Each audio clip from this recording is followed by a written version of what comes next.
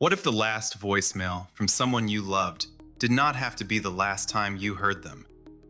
Not in a spiritual way, not in a miracle way, in a very modern, very awkward, very please read the privacy policy before resurrecting grandma kind of way.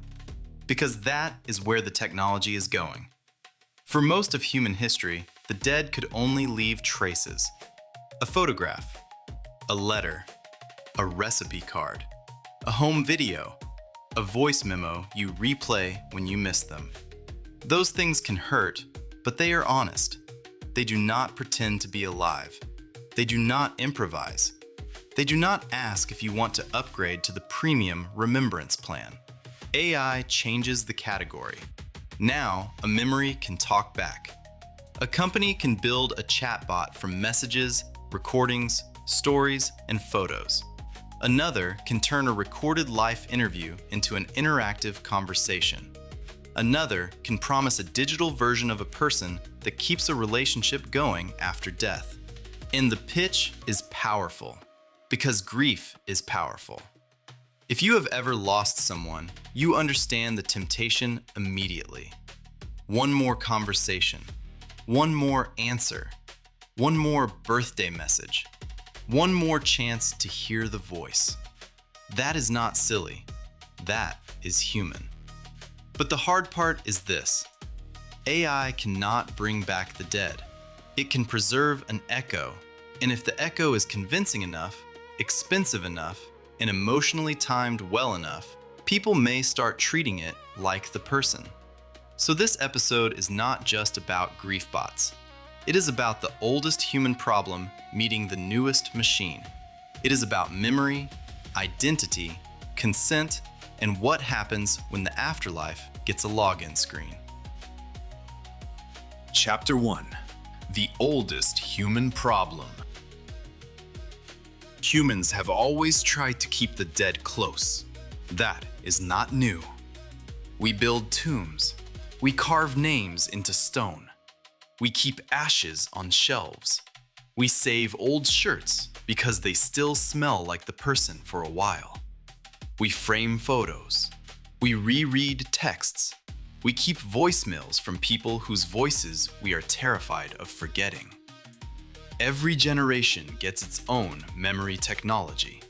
Writing let people speak across centuries. Photography froze faces that would have disappeared into family stories. Audio recording made voices survive the body.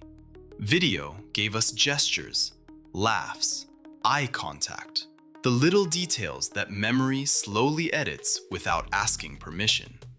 So when people say AI grief tools are unnatural, the honest answer is partly yes, partly no. The desire is ancient, the tool is new. The difference is interaction. A photograph does not answer you. A letter does not adapt to your mood. A voicemail does not generate a new sentence and make it sound like the person chose those words. That is the line. Old memory tools preserve what someone actually left behind. AI systems can generate something they never said. That does not automatically make the technology evil, but it does make it different. And different matters here, because grief is not a normal consumer state. People in grief are not shopping for a toaster. They are vulnerable. They are tired. They may be lonely, guilty, angry, relieved, confused, or all of that before lunch. That is why this category deserves more caution than a normal app. If a music recommendation system gets weird, you skip the song. If a map sends you down the wrong street, you turn around and complain at the rectangle. If an AI version of your dead father tells you he forgives you, or misses you, or wants you to keep subscribing, that lands in a different part of the nervous system. The machine may be generating text. The human is receiving meaning. That gap is where the entire issue lives. Chapter 2. When memory talks back. The products in this space are not all the same. That matters because AI afterlife sounds like one giant spooky button, and reality is more complicated. Some tools are closer to guided family history. Hereafter AI, for example, is built around collecting life stories and making them interactive for family members.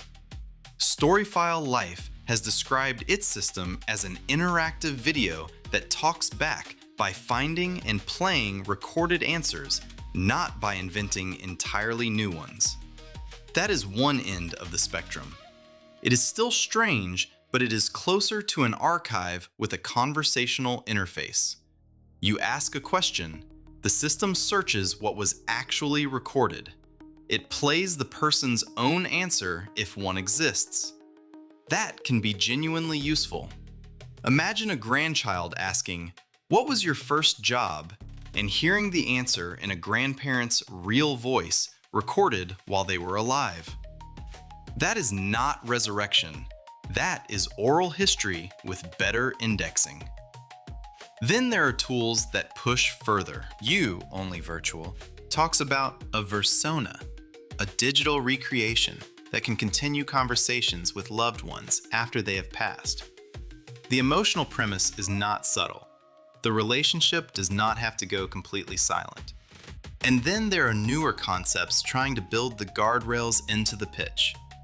ARC describes itself as a private AI memory vessel, not immortality. Its public framing emphasizes consent, approved material, boundaries, final messages, and the idea that the AI should say, "I don't know," when the archive does not support an answer. That distinction is important. There is a huge difference between a bounded memory system and a freewheeling personality simulation. The bounded version says, "Here is what this person chose to preserve." The risky version implies, "Here is the person." And that is where the technology starts crossing wires. Because modern AI is very good at style. It can imitate phrasing. It can use old messages as pattern fuel.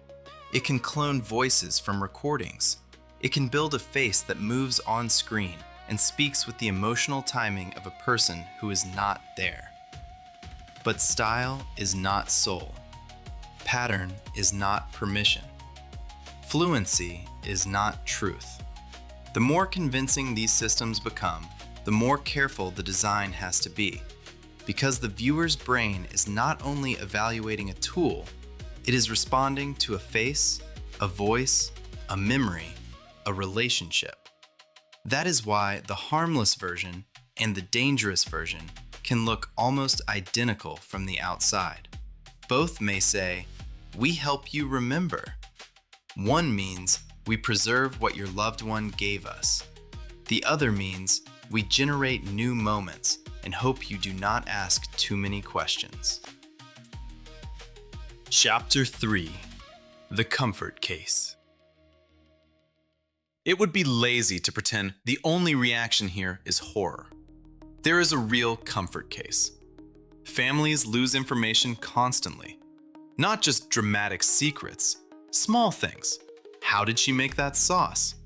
What did he think about becoming a parent? What was the story behind that scar? Why did they move? What did they believe when they were young, before life sanded the edges down? Most families do not record those answers. They assume there will be time. And then there is not. So if AI can help people collect memories while they are alive, organize them, and make them easier for families to explore, that is valuable. It can turn the boring work of family archiving into something people actually do. It can ask better questions. It can help someone record stories in small pieces instead of sitting for one giant formal interview like they are being cross-examined by the genealogy police. It can make a private archive searchable. It can preserve accents, laughter, pauses, phrases, and the strange little verbal habits that make a person feel specific. And for people facing terminal illness, deployment, dangerous work, or just the normal unfairness of time, it can provide a way to leave messages intentionally. That matters. A final message recorded by someone while alive, with consent, is not the same thing as a model generating new advice after they die. One is a gift. The other may be a guess wearing their face. There is also a grief concept called continuing bonds. The basic idea is that healthy grief does not always mean severing the relationship. Many people carry the dead forward. They talk to them. They visit graves. They cook their food. They tell stories. They keep an internal relationship alive. AI memory tools can fit into that if they are humble. Humble is the key word. The system should know what it is: an archive, a keepsake, a guided memory. A vessel for things the person actually wanted to preserve. Not a replacement. Not a therapist. Not a supernatural hotline. And definitely not a sales funnel with a dead person's voice at the front of it. The best version of this technology is not your loved one is back. The best version is, here is a more careful way to keep what they left. That is still emotionally powerful. It just does not have to lie. Chapter 4: The Trapdoor. The trapdoor opens when the product stops preserving memory and starts manufacturing presence. That is the real danger zone. Cambridge researchers have warned about deadbots and griefbots as part of a growing digital afterlife industry. Their concern is not just that the tools are weird, it is that careless design could cause psychological harm, violate dignity, or create unwanted digital hauntings for surviving family members. That phrase sounds dramatic until you think about the mechanics. What if someone signs up to have a bot of themselves contact family after death, but the family does not want it? What if a child is told by an AI version of a dead parent that the parent is still with them in a way the child cannot understand? What if a grieving adult finds comfort at first, then feels guilty shutting the bot off? What if the company sends reminders, notifications, or upsells in the voice of the person they lost? Congratulations, the afterlife has push notifications. The risks are not only emotional, they are also about consent. Did the dead person agree to be simulated? Did they understand what that meant? Did they approve the data? Can survivors say no? Can one family member create a bot from private messages that involve other people? Who owns the voice? Who owns the likeness? Who gets to delete it? And what happens if the company shuts down, gets acquired, changes its terms, or trains another model on the family's grief archive? This is where digital autonomy enters the episode. Your memories are not just sentimental objects anymore. They are data. Photos, voice notes, DMs, emails, videos, location trails, documents, posts, and private chats can become raw material for a simulation. That simulation may feel intimate because the input was intimate, but the system still has the same basic AI problem. It can be wrong. It can hallucinate. It can produce a beautiful, emotionally perfect sentence that the person never would have said. And because the output arrives through a familiar voice or style, the wrongness may be harder to reject. That is a brutal combination. High emotional trust, low factual guarantee. This is also why companion AI is getting regulatory attention more broadly.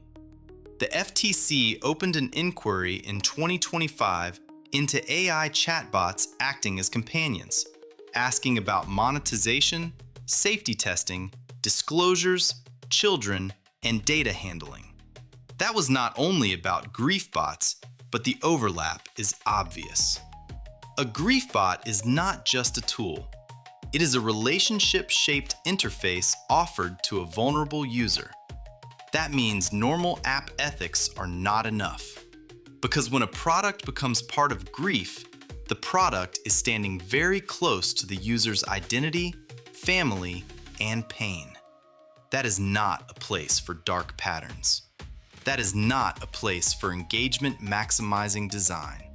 And it is absolutely not a place for your free trial with dad expires tomorrow. Chapter 5. The line we need. So where is the line? Because banning the whole idea is probably unrealistic. The technology is already here, in pieces. Voice cloning exists. Chatbots exist. Avatar tools exist. Private archives exist. People already have a lifetime of digital remains scattered across phones, accounts, backups, and message threads. The question is not whether people will try to preserve the dead with AI. They will. The question is whether the systems are designed like memorials or like traps. A responsible version needs a few hard rules. First, consent before simulation. Not vibes, not, they probably would have loved this. Real consent, recorded while the person is alive, with control over what material can be used. Second, transparency every time. The interface should constantly make clear that this is an AI memory, not the person, not a ghost, not a consciousness, not a secret doorway. A machine-generated interaction based on preserved material. Third, bounded answers. If the archive does not support an answer, the system should say so. I don't know is not a failure here. It is a moral feature. Fourth, survivor rights. The people left behind should be able to refuse contact, pause access, delete their own messages, and end the relationship with the bot without being made to feel like they are killing the person again. Fifth, no manipulation through the dead. No ads in a loved one's voice. No engagement streaks. No guilt mechanics. No emotional blackmail hiding behind subscription language. Sixth, special caution around children. Children do not need a product that blurs death, memory, and simulation before they can even understand what a model is doing. And finally, there should be a dignified ending. Cambridge researchers have talked about the need for ways to retire these systems with closure. That sounds strange at first, but it makes sense. If a family forms a bond with a digital memory, turning it off may need care. A pause button is technical. Closure is human. That is the real theme here. The machines are getting better at performing memory. Humans have to get better at protecting meaning. Because the dead are not data, even if data is what remains. A person is not reducible to the messages they sent, the photos they took, the voicemails they left, or the stories they recorded. Those things matter because they point back to a life. They are not the life itself. AI can help preserve the pointing. It can help families hear stories they would have lost. It can help someone leave final words with intention. It can keep a voice from fading too quickly. That is real. But the moment the system asks us to treat the echo as the person, we should slow down. Because an echo can comfort you. An echo can remind you. An echo can even help you grieve. But an echo is still an echo. And if we forget that, the future of grief may not be immortality. It may be customer retention. Osiris Perseus is about exploring modern topics, from breakthroughs to other foundations of science, tech, and engineering. Subscribe to join the expedition.